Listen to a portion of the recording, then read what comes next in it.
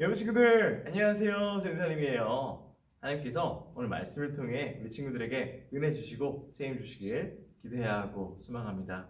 오늘은 사무엘상 13장 5에서 9절 말씀을 함께 읽어보겠습니다. 시작! 블레셋 사람들도 이스라엘과 싸우기 위해 모였습니다.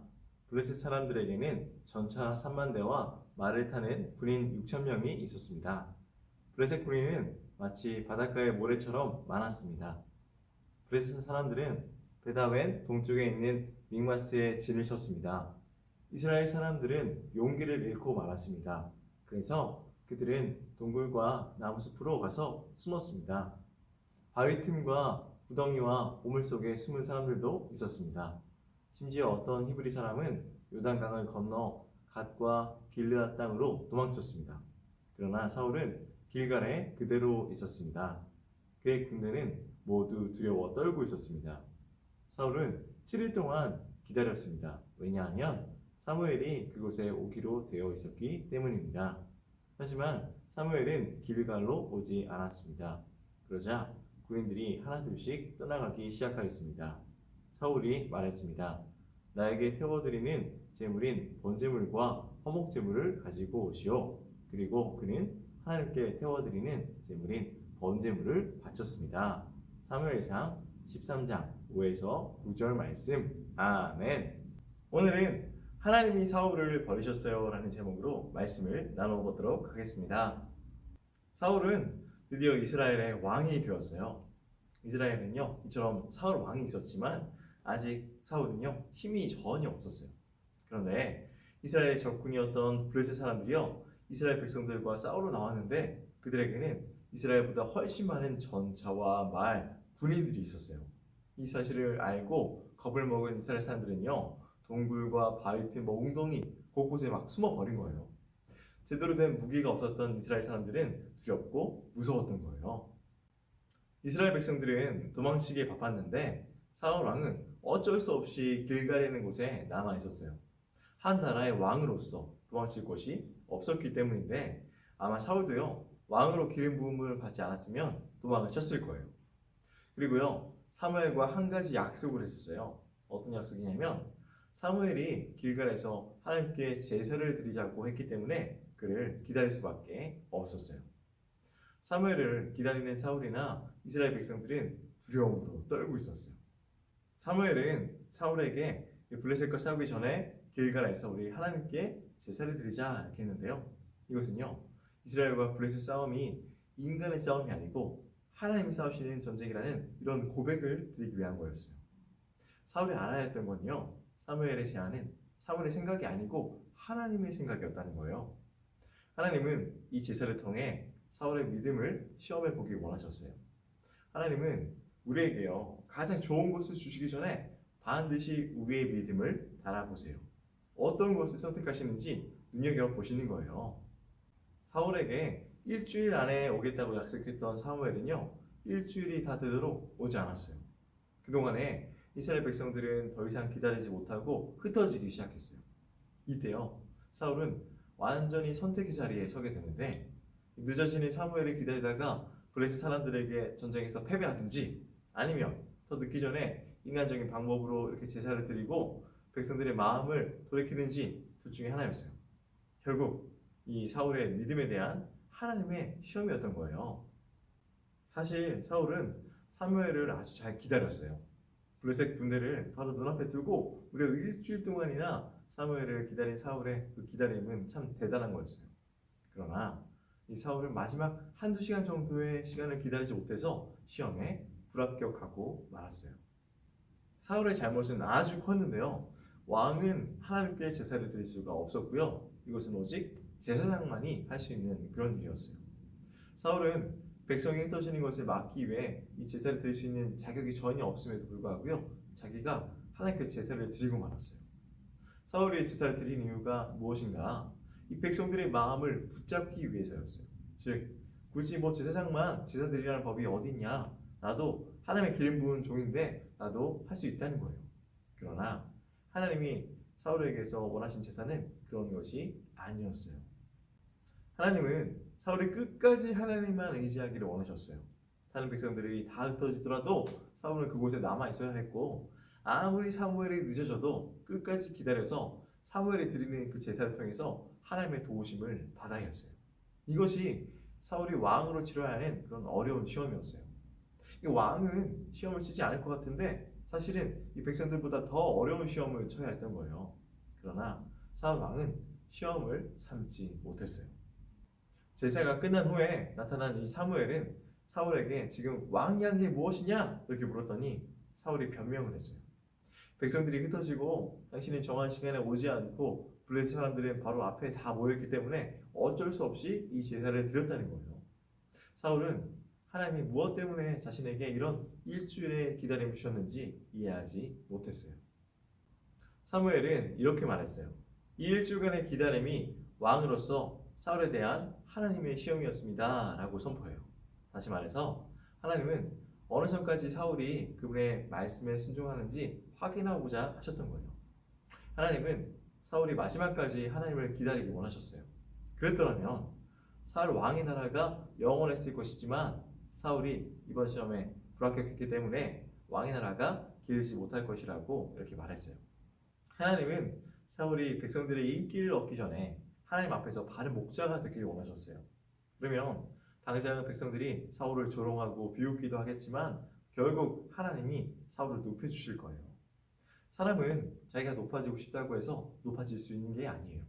하나님이 높여주셔야 높아지는 거예요. 사울은 거의 한두 시간 정도의 그 시간을 참지 못하는 바람에 왕의 자리를 잃어버리게 되었어요. 하나님은 사람의 외모를 보지 아니하시고 그 중심을 보세요. 하나님은 하나님의 마음에 맞는 사람은 아무리 구석에 있어도 찾아내서 존귀한 사람으로 만드시는 거예요. 그러나 반대로 현재 아무리 사람들 앞에서 높은 자리에 있다 하더라도요, 하나님의 말씀을 버리고 함부로 하는 그 사람은 좋지 않은 모습으로 끝나고 말아요. 결국 사울이 사무엘의 축복 없이 블레셋과 싸워야 하는 것을 보게 되는데 사울과 함께한 사람은 거의 다 도망치고 600명 정도만 남아 있었어요. 그럼에도 불구하고 이스라엘의 소망이 있는 이유는 하나님이 사울을 왕으로 세우셨기 때문이에요. 사울이 잘못한 것은 있지만 하나님이 사울의 전쟁에서 함께 하셔서 승리를 주셨어요. 그리고 시간이 얼마 지나서 이번에는 아말렉이라는 나라와 전쟁을 하게 되었어요. 하나님은 모두 죽이라고 명령을 하셨어요. 아말렉과 관계된 모든 것을 이 죄에 오염된 것으로 보고요, 모두 죽여서 이 죄의 근원을 뿌리 뽑게 하신 거예요. 그러나 사울과 이스라엘 백성들은요, 아말렉의 많은 재물들을 보자 아까웠어요. 그들은 아말렉 왕 이 아각을 죽이지 않고 산채로 끌고 왔어요. 사울에게 큰 명예가 되기 때문이에요. 또한 소나 양의 나쁜 것만 죽이고 좋은 것은 죽이지 않고 살려서 끌고 나왔어요. 사울과 이스라엘 백성들이 아말렉을 공격하다가 욕심이 생겼다고 볼 수 있어요. 그러나 이 일로 사울은요, 하나님 앞에서 불합격의 판정을 받고 왕의 자리에서 내려오게 돼요. 하나님이 원하시는 종은 그분의 손발처럼 막 움직일 수 있는 그런 사람이에요.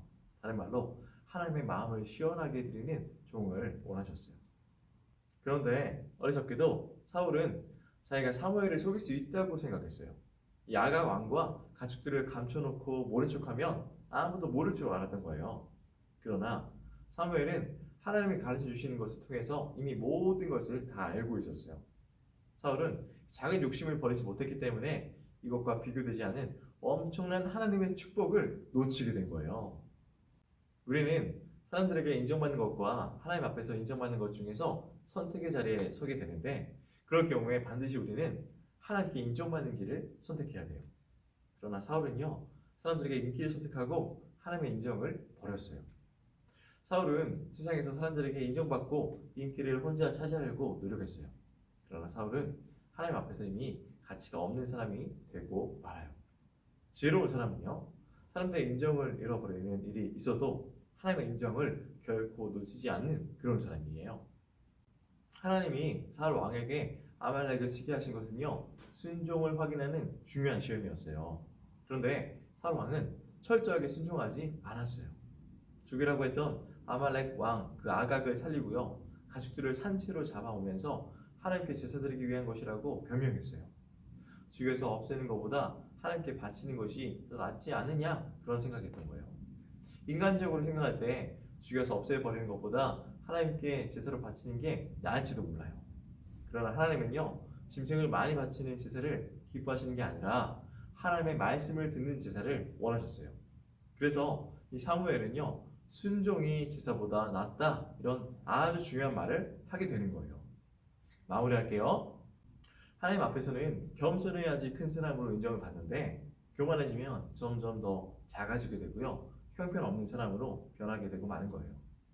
하나님의 저울은요, 세상의 저울과 정반대로 되어 있어요. 하나님의 저울은 겸손한 사람이 묵직하게 나타나고 교만한 사람은 먼지보다 더 가볍게 나타나게 돼요. 하나님 앞에서 중요한 사람이 되려면 계속 겸손해야 하고요, 하나님 앞에서 1대1로 서는 시간이 있어야 돼요. 그 시간이 바로 말씀을 가까이 하는 시간이고 찬양하고 기도하는 시간이에요. 하나님이 미워하시는 교만의 모습을 버리고 겸손한 모습으로 말씀에 순종해서 하늘의 복을 누리는 우리 인연부 친구들 되기를 주님의 이름으로 축복합니다. 기도하겠습니다. 하나님 아버지, 오늘 말씀을 통해 하나님께서 일하시는 것을 보게 하시니 감사합니다. 하나님 말씀에 순종하며 살아갈 수 있도록 인도해 주세요. 예수님의 이름으로 기도드립니다. 아멘. 안녕하세요, 우리 친구들. 가스펠 프로젝트 공과를 한번 진행해 볼까요? 말씀을 잘 들었죠? 2과를 진행해 보도록 하겠습니다. 12페이지와 성경책과 연필을 준비해 주세요. 자, 성경책 10편 47편 7절에서 8절까지의 말씀을 찾아서 한번 읽어볼까요? 한번 다 같이 한번 찾아보겠습니다. 잠깐 멈추고 성경책의 10편 47편 7절에서 8절을 찾아보겠습니다. 전도사님이 읽어줄게요. 7절의 말씀, 하나님은 온 땅의 왕이심이라 지혜의 시로 찬송할지어다. 8절, 하나님이 백성을 다스리시며 하나님이 그의 거룩한 보좌에 앉으셨도다. 자, 오늘 말씀이 나왔어요. 이 시편의 말씀을 읽어보면서 이제 이 말씀을 따라서 우리 공과책에 있는 선을 따라서 왕관을 완성해 볼 거예요. 그리고 이 완성된 말씀을 가지고 왕관을 멋지게 또 칠해보기도 해볼 거예요. 자, 한번 선을 그어보고 칠해보는 시간을 잠깐 갖도록 하겠습니다. 시작하겠습니다.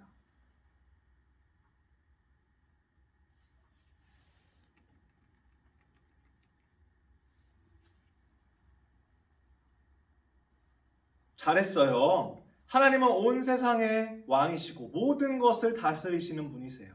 사울은 하나님께 순종하지 않는 죄를 짓고 말았어요. 하나님은 그걸 알고 계시고 그리고 고치실 분도 하나님이셨어요. 자, 이제 13페이지로 넘어가서 그림을 잘 보고 그림 속 물건 중에 서로 필요한 것을 찾아서 연결해 보겠습니다. 시작하기 전에 힌트를 주자면 스피커, 우물 펌프, 전화기, 소화전은 짝이 없어요. 참고하시고 한번 서로 맞는 짝을 이어보도록 하겠습니다. 시작해 볼까요?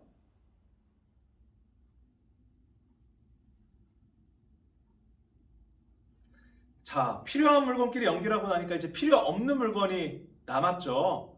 사울은 하나님의 말씀을 순종하지 않아서 이제 하나님이 필요하지 않는 사람이 되었어요. 하나님이 세우셨는데 때가 되니까 결국 이 사울의 모습을 통해서 하나님이 좋아하지 않는 모습을 보고 결국 필요하지 않은 사람이 되었던 것이에요.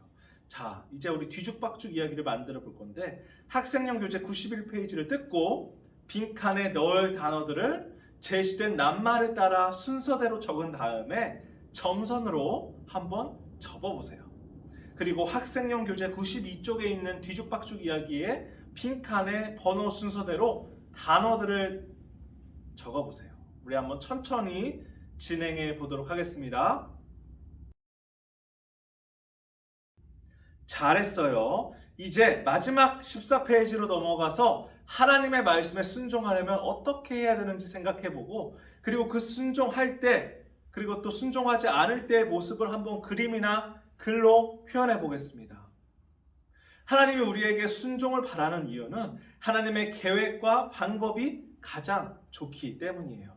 우리가 예수님을 믿고 예수님이 우리를 얼마나 사랑하는지를 알게 된다면 하나님은 우리에게 마음을 하나님께 순종하고 싶은 마음이 되도록 우리를 바꿔 주실 거예요. 이제 우리 친구들 두 손 모으고 눈 감고 한번 기도하는 시간 갖도록 하겠습니다. 하나님 아버지 감사합니다. 하나님의 말씀에 순종하지 않았던 것을 용서해 주세요. 언제나 하나님 말씀에 순종할 수 있게 도와주세요. 이 모든 말씀 예수님 이름으로 기도드립니다. 아멘.